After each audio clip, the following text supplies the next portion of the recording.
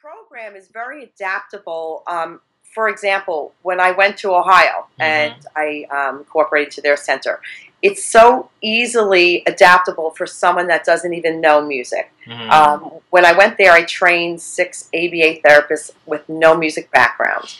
I was there for 3 days. I trained them. We did it was a lot of hands-on training, but they have adapted so well to this program to be able to now use it with the kids because it's so you can follow it. It's so user-friendly, adult-friendly, kid-friendly. So my goal is for therapists to use it in centers.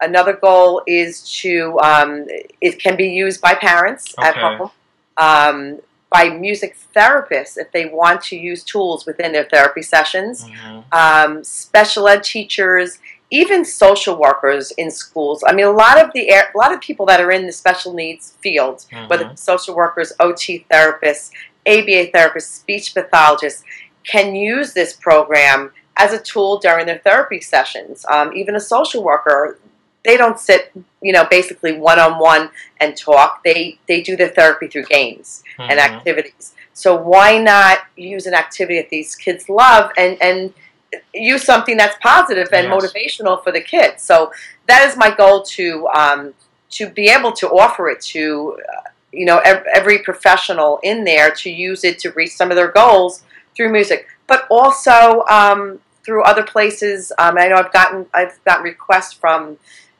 people all over the country and outside, in other countries that are looking to start creative art centers for kids with special needs. We purchase your program, so that's another way that it can be used in similar organizations like mine at the Music Academy, where we work specifically through instrumental voice music therapy for other places that want to incorporate a music program for kids with special needs that really don't know how do I start? And that's a question I get a lot, is how do I have a child with autism walks in the door, how do I even start? How do I set the ground for them to build on it? And that's where this program works really, really well, because it gives you the tools, the foundation to start the kids. And we've started every child that walked through the door, we've started them on the visual music program, visual music concepts program, and built from that. So it sets a really good ground level of getting the kids started, getting them motivated, because they're really learning how to play first.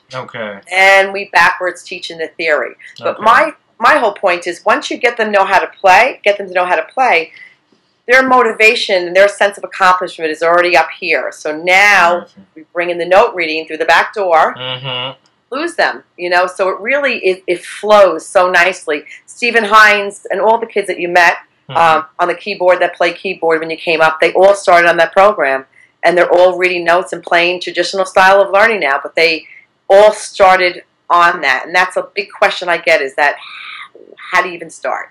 You can't really start teaching these kids on a traditional style. We'd lose them.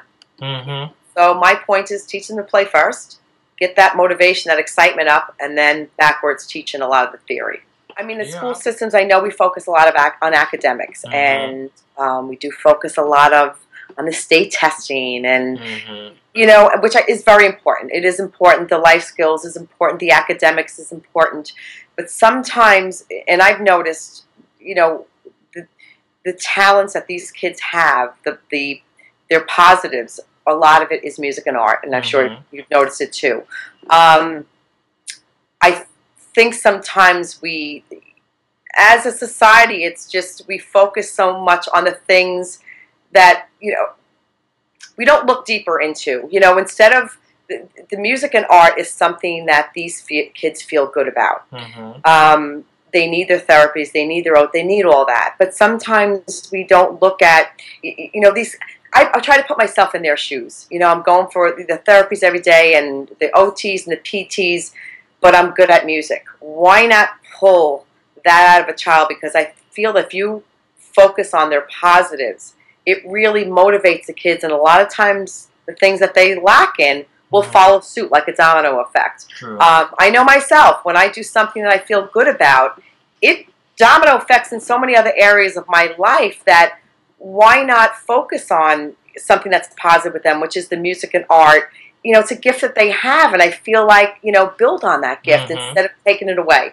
And, a lot of the kids, their schedules in school, they're loaded with all the different areas they have to go to, whether it's resource room, the OTs, all the therapy sessions they have to go to in school, that sometimes we take away. What's taken away first is the music and art. Yeah. I really feel it needs to be somehow fit in there.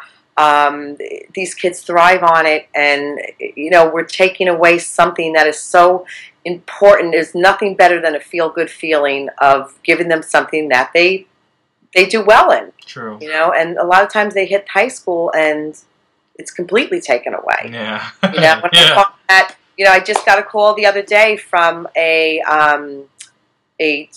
teacher over at one of our high schools want me to start working with 4 boys, high school boys that they love music, and they're in high school, and they're not given that anymore. So they asked me if I'd come push in and work with these 4 kids. There's nothing better than seeing a smile on these kids' faces and doing something that they love doing. And the whole thing with music is the power of the mind. That whole quote that's been around forever. Where it helps them in so many different areas, whether it be the math and sciences. Definitely.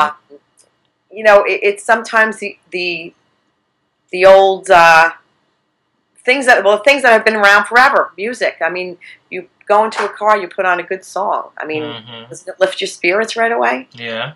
So right? So why not? These kids struggle so much in so many different areas, and they need the help in so many different areas. Why not focus on something they do well in and build on that?